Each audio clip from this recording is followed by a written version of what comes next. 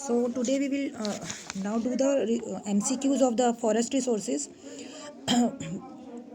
The total percentage. First is the total percentage of forest in India. 10.3, 10, 15.2, 19.4, 29.5. The correct answer is C, 19.4. Second, ecological uses of forest.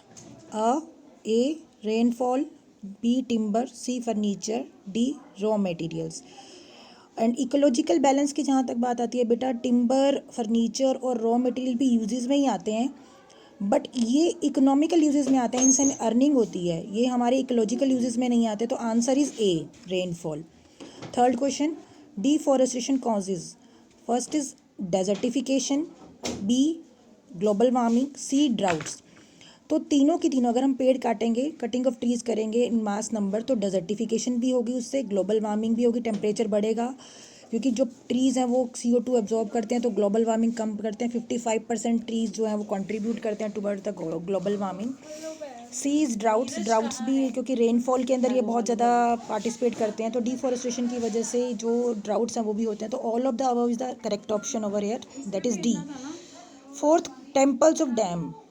Temple of dam is called as, कौन सी country को हम temple of dam कहते हैं?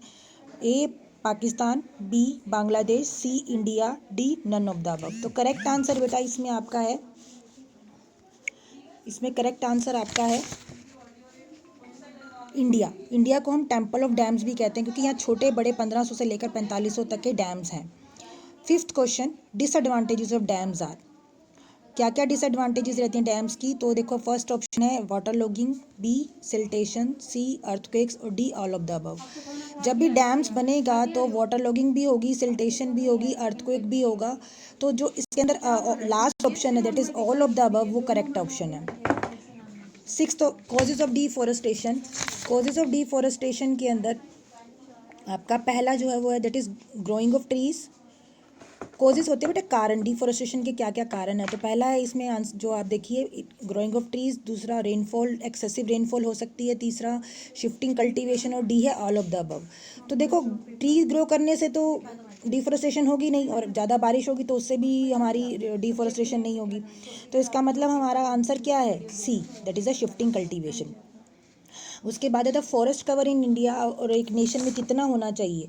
तो ये जैसे मैंने आपको बताया था कि पॉलिसी है हमारी, उसके अकॉर्डिंग होना चाहिए. ये मैं आपको बता चुकी हूँ वीडियो में, फिर भी मैं आपको इसमें से बताया है. आप ए क्या है 1/2, बी क्या है 1/3, डी क्या है 1/4 and 1/5, D option.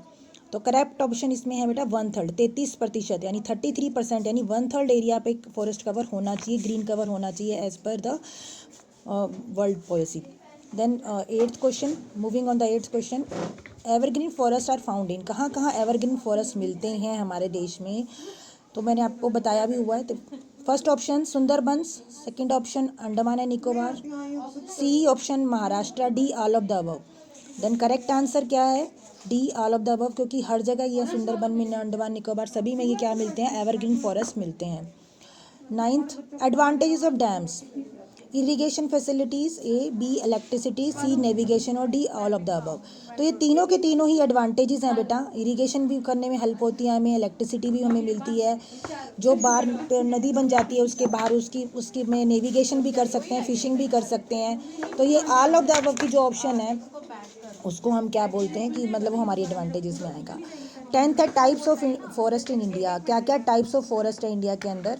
A 3 types, B 4 types, C 5 types, और डी है हमारा 6 टाइप्स. तो करेक्ट आंसर जो है इसमें बेटा वो सी 6 टाइप्स है. थैंक यू, थैंक यू बच्चों.